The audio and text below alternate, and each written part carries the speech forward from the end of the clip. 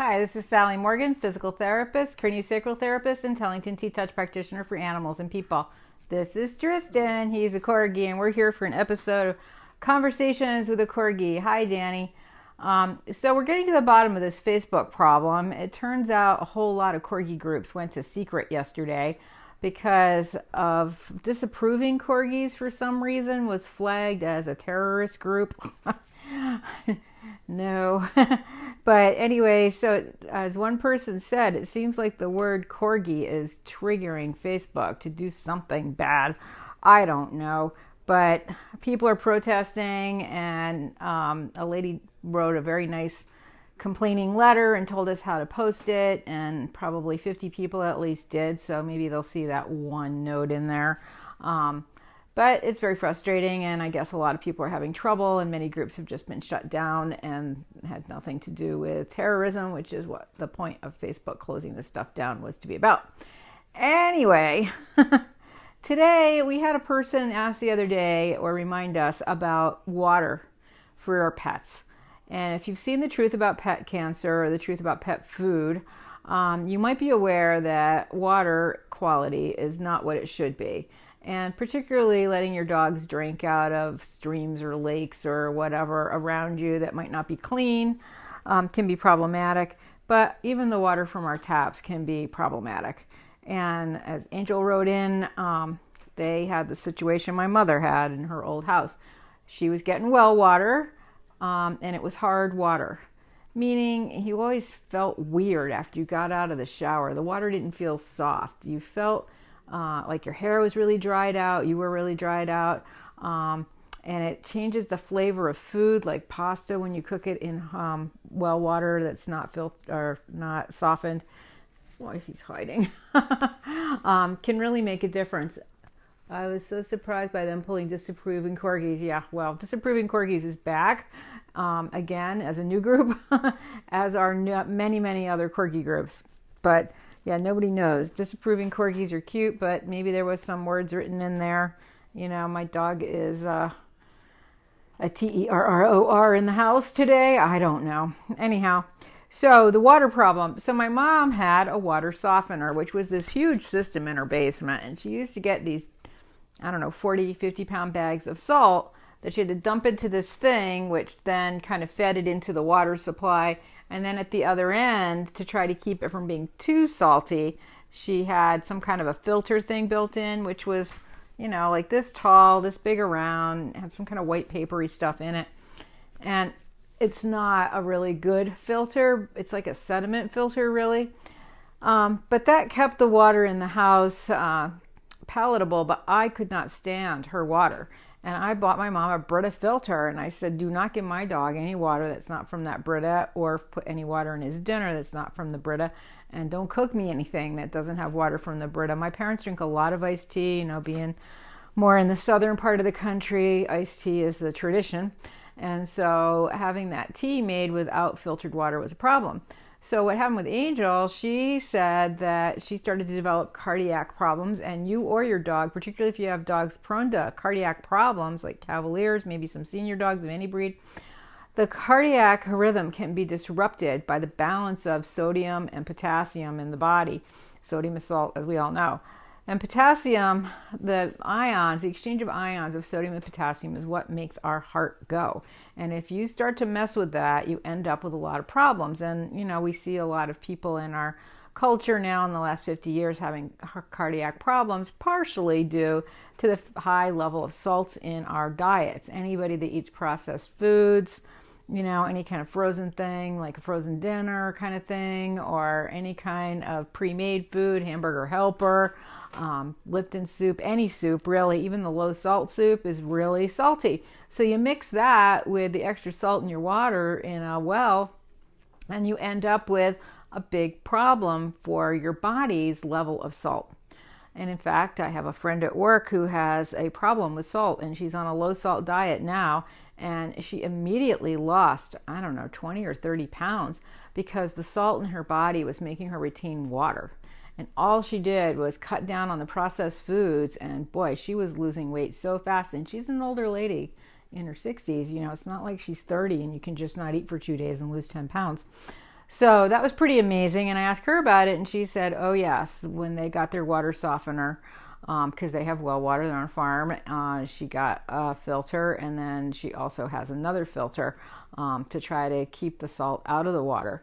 So the quality of water we feed our pets is really important, as well as the quality of water for us. I would not, even here I'm on town water, and you think that's okay, but in my old house, this is a story I've said a couple of times, and it's pretty interesting for a lot of reasons. But my friend had a husky who had had lead poisoning when she was maybe 1 or 2 from licking her paws and laying near an old house, and there were bits of paint in the dirt. I mean, no frank chips, nothing like that.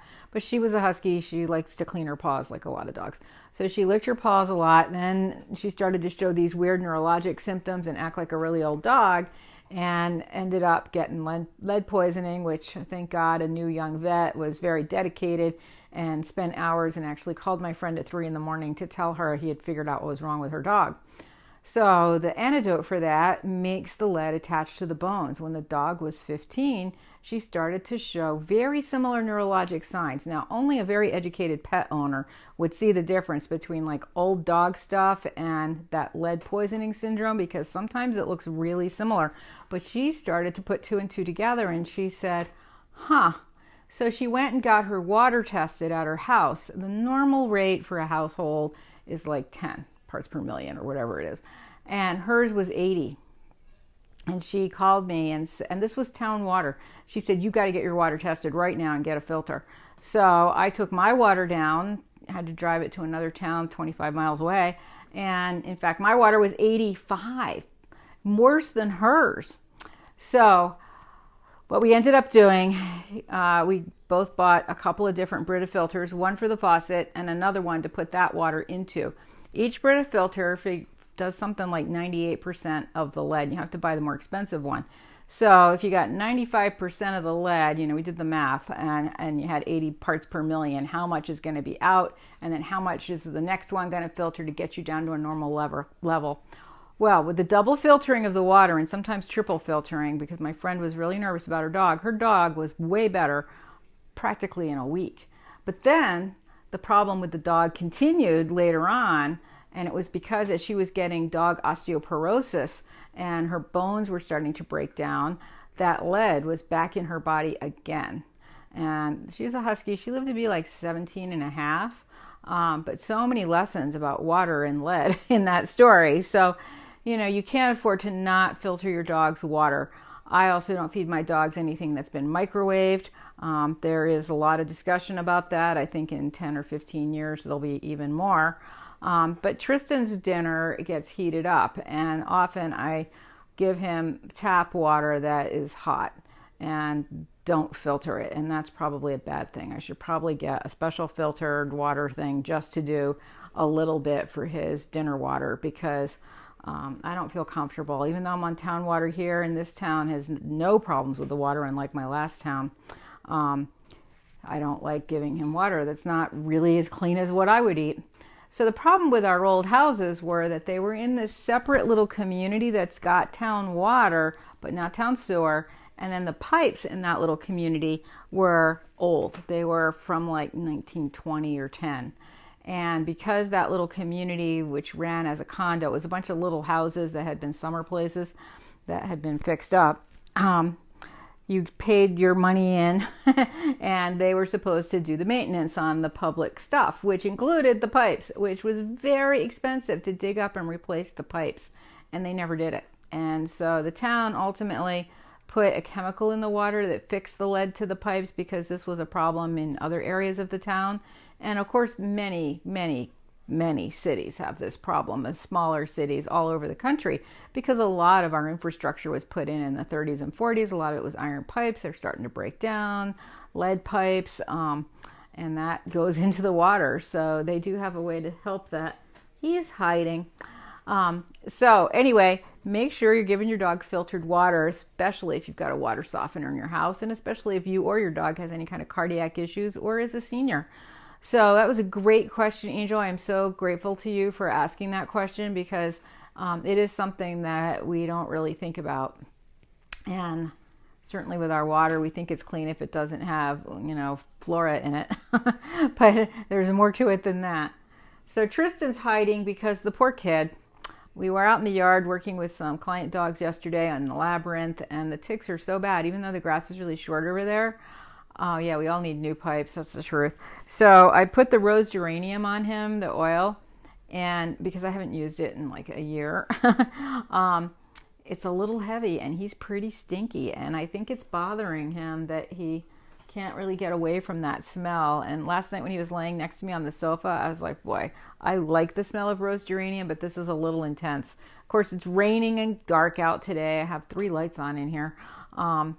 So we can't go air the Corgi out as much as would be good, but he won't have any ticks on him. That's the best thing. So thanks for joining us today for this episode of Conversations with a Corgi. Hopefully Facebook will fix its problems and we'll all be in better situations because of that. And use filtered water for your dogs.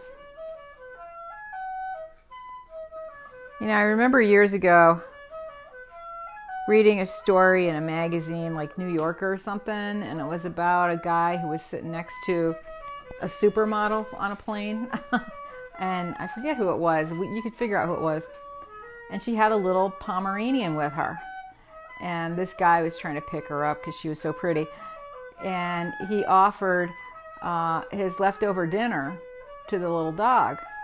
And it was like bones and stuff. And the supermodel said, "Oh my gosh, don't give that to my dog. I wouldn't give him anything that I wouldn't eat. And that's your leftovers. Yuck." And the guy was super offended. He's like, who does she think she is? But you know what? That is the rule of thumb for us today with our pets. Don't give them anything you wouldn't eat, especially if you want to have them for a long time. So that goes for the water too. Thanks for joining us. I don't know if we'll be here tomorrow and or Sunday. I certainly will take one of those days off. I don't know which one. So probably tomorrow because I know we're mowing the lawn. So, Christine, I hope I see you in Maryland in a month.